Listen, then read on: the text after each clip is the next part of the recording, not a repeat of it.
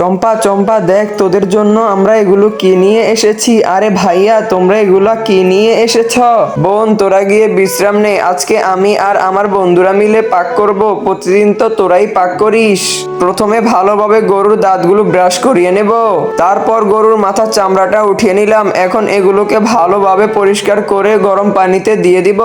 তার সাথে স্বাদ বাড়ানোর জন্য আমি আরো কিছু মশলা অ্যাড করব। এগুলো দিলে আজকে খেতে খুবই সুস্বাদু হবে। বন্ধুরা, তোমার একটা সাবস্ক্রাইব সকালে ঘুম থেকে ওঠার পর আমার মনটা ভালো করে দেয়। প্লিজ ভাই, একটা সাবস্ক্রাইব দাও না।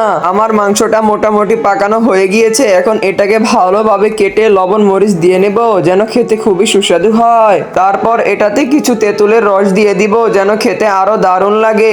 এই এই তোমরা সবাই কোথায়? তাড়াতাড়ি চলে আসো, আজকে আমরা সবাই মিলে একসাথে খাবো। আর বন্ধুরা, তোমরা সবাই বলো খাবারটা কেমন হয়েছে। আরে বাহ, খাবারটা তো দারুণ হয়েছে।